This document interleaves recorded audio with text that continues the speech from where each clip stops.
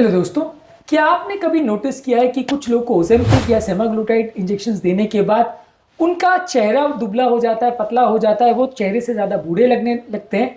इसको Ozempic faces बोलते हैं और ये किन लोगों को ज़्यादा होने का चांस है, आज इस पर बात करेंगे। ओज़ेम्पिक यूज़ करने वाले या सेमाग्लूटाइड या इस तरह के जो वेट लॉस इंजेक्शन आते हैं इसको यूज़ करने वाले कुछ लोगों में देखने को मिलता है, हर व्यक्ति में देखने को नहीं मिलता। तो क्या ऐसे फैक्टर्स हैं जो इन्फ्लुएंस करते हैं इस बात को, इसको जानना जरूरी इसलिए ताकि हम प्रिडिक्ट कर सके कि कौन कौन से व्यक्ति को इसके होने का चांस ज़्यादा है और वो इस मामले में पहले से सतर्क रह सके। टॉपिक पर जाने से पहले जो लोग हमारे चैनल पर नए हैं उन्हें रिक्वेस्ट करूंगा कि चैनल को सब्सक्राइब करें। हमारे चैनल का पर्पस है हेल्थ एजुकेशन के द्वारा आपको हेल्दी बनाना। इस मिशन में आप हमारे सहभागी बन सकते हैं। हमारे चैनल की एनालिसिस हमें बताती है कि चैनल को देखने वाले अब तक 80-85% लोगों ने चैनल को अभी तक सब्सक्राइब नहीं किया है। आपका ये 2-4 सेकंड में हो जाने वाला फ्री स्टेप हमारे चैनल को बढ़ाने में और चैनल के एजुकेटिव मैसेज को ज़्यादा लोगों तक पहुंचाने में हमारी मदद कर सकता है। इसलिए थोड़ा सा टाइम निकाल के ये सहयोग जरूर करें। टॉपिक के दौरान कुछ इंटरेस्टिंग साइंटिफिक फैक्ट्स, कुछ प्रैक्टिकल यूटिलिटी की बातें, कुछ साइंटिफिक स्टडीज और कुछ इंपॉर्टेंट बातें आपको बताऊंगा, हमारा एक्सपीरियंस और वर्डिक्ट भी बताऊंगा। इसीलिए बने रहिए हमारे साथ एंड तक। चलिए शुरू करते हैं हमारे साथ हेल्थ का सफर।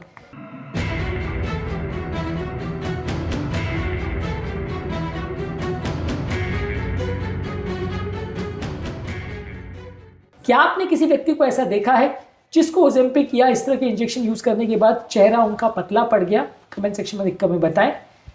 इस मामले में सबसे इंपॉर्टेंट रिस्क फैक्टर ये है कि किस स्पीड से आपका वेट लॉस हो रहा है। यदि आपका वेट बहुत ज्यादा जल्दी रैपिडली ड्रॉप हो रहा है तो ऐसे लोग को ओज़ेम्पिक फेसेस डेवलप होने का चांस ज्यादा है।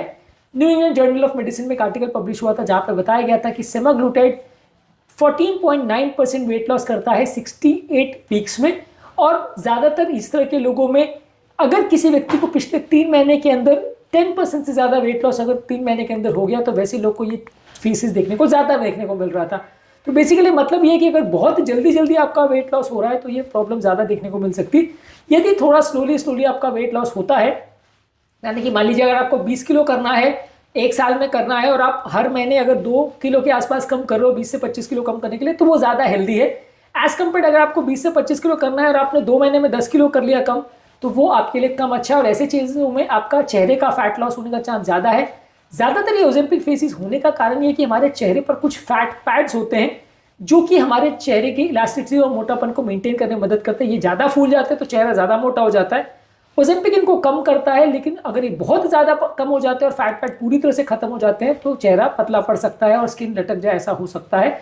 तो ओज़ेम्पिक अगर कोई व्यक्ति यूज करे और बहुत जल्दी वेट लॉस होता है तो ये इसका सबसे इंपॉर्टेंट रिस्क फैक्टर है जिसकी वजह से ये ओज़ेम्पिक फेसेस देखने को मिल सकता है। इसके अलावा एज के साथ लोगों का कोलेजन रिजर्व कम हो जाता है, यानी कि अगर कोई उम्र दराज व्यक्ति है तो उसके स्किन के अंदर मौजूद कोलेजन या इलास्टिन जो है वो कंपेरेटिवली कम मौजूद रहेगा। तो उम्र दराज लोग अगर इस इंजेक्शन को यूज करेंगे तो ये चेहरे के लटकने का चांसेस ज्यादा है, क्योंकि उनके स्किन में कोलेजन इलास्टिन कम है। तो ये स्किन के चेंजेस को मेंटेन करने में ये तत्व जो है मदद करते हैं।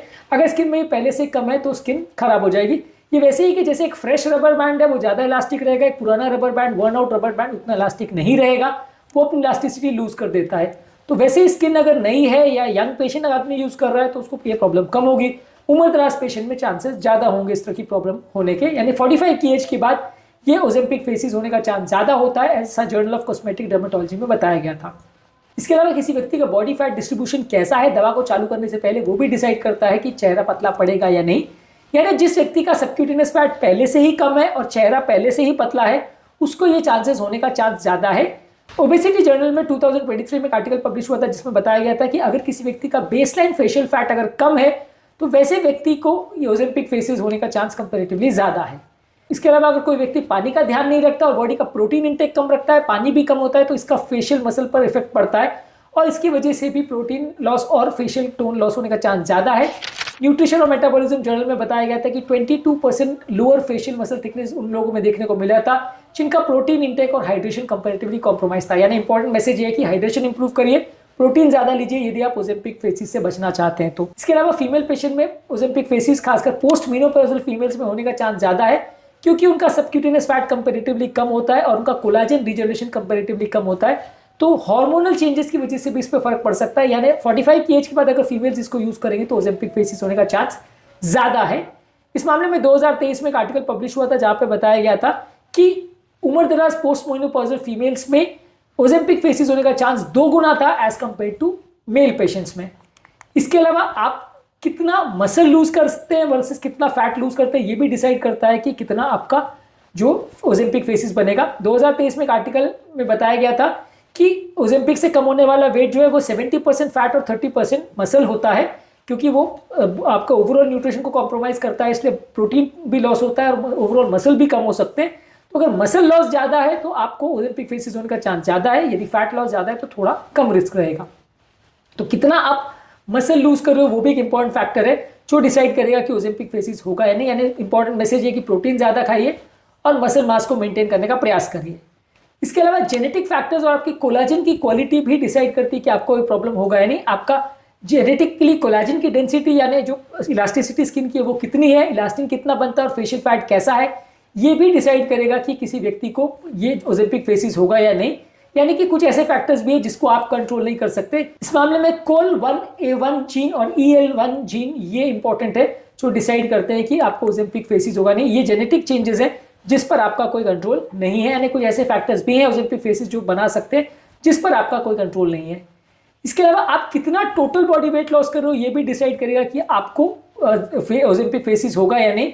यदि आप टोटल बॉडी वेट से 10% से ज़्यादा अगर बॉडी वेट लॉस कर रहे हैं तो आपको इसके होने का चांस ज़्यादा रहेगा।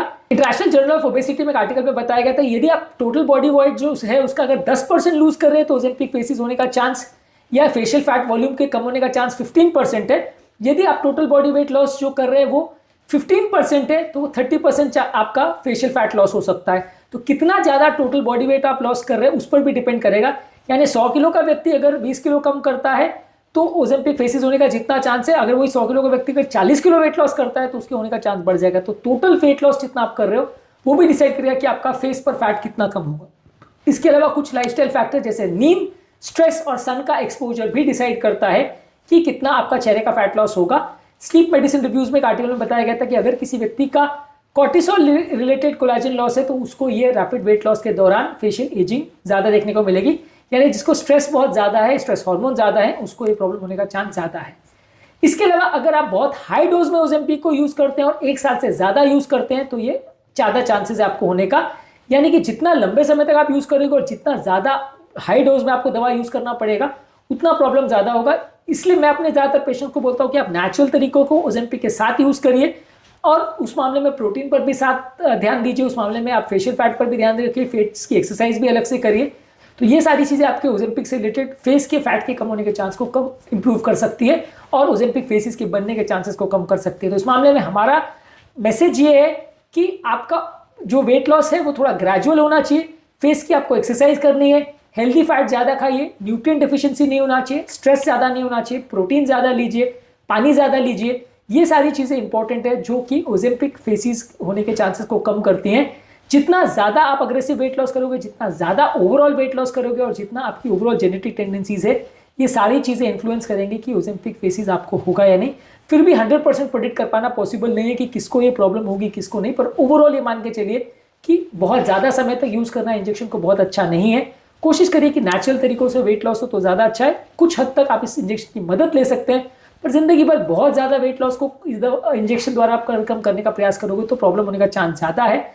यदि आप थोड़ा बहुत वेट इंजेक्शन द्वारा और बाकी नेचुरली लूज करोगे तो थोड़ा ओजेम्पिक फेसिस होने का चांस थोड़ा कम रहेगा। ओजेम्पिक फेसिस के चांसेस को कम करने के लिए क्या क्या कर सकते हो उसको डिटेल में हमने एक वीडियो में डिस्कस किया, उसको जरूर देख लीजिएगा।